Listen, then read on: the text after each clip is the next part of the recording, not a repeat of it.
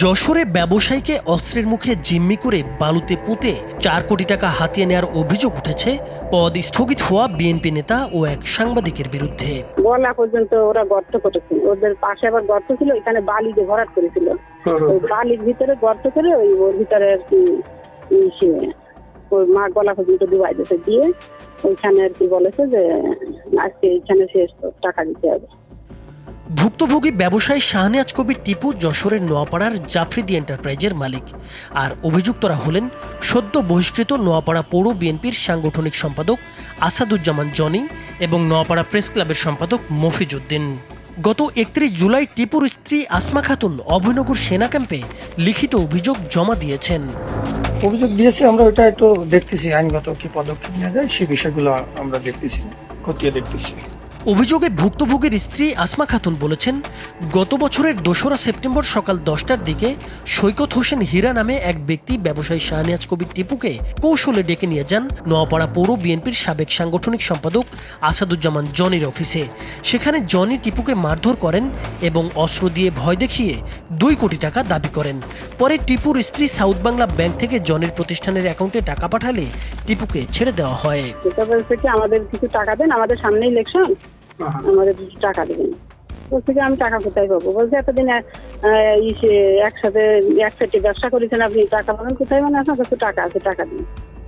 যখন দিতে না আমাদের টাকা নেই, দিতে পারবো না, অস্বীকৃতি জানালে সে তারপর ওরা দেখে যে একের পর এক অস্ত্র বের করতেছে, টাকা না দিয়ে আপনি যেতে পারবেন না। তারপর সবাইকে বের করে দিয়ে হীরা বলতেছে, ভাই আপনি যদি জানেন বাঁচতে চান তাহলে টাকা দেন, তা না হলে হীরা কিন্তু মেরে দেবেন।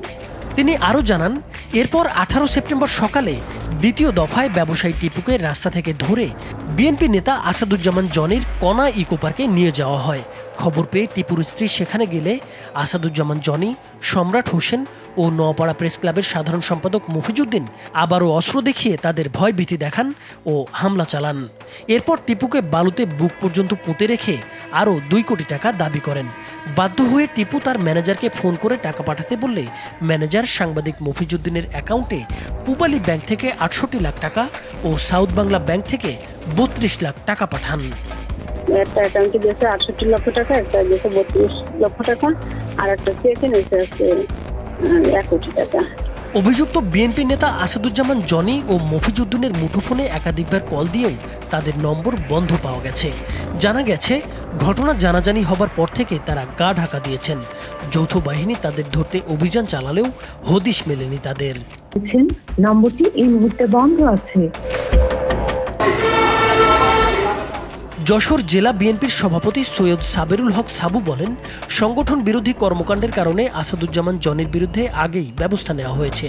দলে তার পদ স্থগিত করা ছিল সেই শাস্তিমূলক ব্যবস্থারই অংশ, অর্থাৎ তিনি আর বিএনপির পদধারী নেতা নন। চাঁদাবাজির অভিযোগের বিষয়েও তদন্ত কমিটি গঠন করা হয়েছে। অভিযোগ প্রমাণিত হলে তার বিরুদ্ধে দলীয়ভাবে প্রয়োজনীয় সাংগঠনিক ব্যবস্থা নেওয়া হবে বলে জানিয়েছেন তিনি। দলীয় শৃঙ্খলা ভঙ্গ হয়েছে, দলীয় একটা সিদ্ধান্ত অমান্য করেছে, একটা মিটিং নিয়ে একটা প্রবলেম হয়েছে, সেটার জন্য করেছে। জাফরিদি এন্টারপ্রাইজের মালিক, ওনার ব্যাপারে যে অভিযোগটা আমরা পেলাম, এটা পত্রিকায় দেখার পরে আমরা তাৎক্ষণিক এটা একটা স্টেপ নিয়েছি। করার জন্য আমরা একটা টিম গঠন করে দিচ্ছি, আমাদের 2 পার্টি অর্গানাইজ করেছি। হ্যাঁ, 2জনকে দিয়েছি দায়িত্ব, ওরা আজ এবং আগামী গতকালকেই দিয়েছি। আমরা তৎক্ষণিক বলেছি 5টার সময় প্লেসে যাও এবং অভিযোগকারীর সঙ্গে কথা বলো, অভিযুক্তকারীর সঙ্গে কথা বলো, সকল পক্ষের সঙ্গে কথা বলে তথ্যপত্র নিয়ে আমাদের কাছে হাজির করতে বলছি 3 দিনের মধ্যে। আমাদের রিপোর্ট সম্মত কালকে আমরা পেয়ে যাবো। যদি মনে করি যে না সেই ঘটনার সঙ্গে সম্পৃক্ত এবং এটা প্রমাণিত, তাহলে সাংগঠনিক ব্যবস্থা হবে। আর যদি মনে করি না এটা ঠিক না, বিভ্রান্ত হয়েছে, তাহলে সেই ব্যাপারে আমরা পত্রিকাতে আমরা আমাদের বক্তব্য করতে পারবো। অভয়নগর থানা থেকে জানানো হয়েছে, আলোড়ন সৃষ্টি করা এই অভিযোগের বিষয়ে আইনি ব্যবস্থা নেওয়া হচ্ছে। নাইমুর হোসেন, মাছরাঙা টেলিভিশন।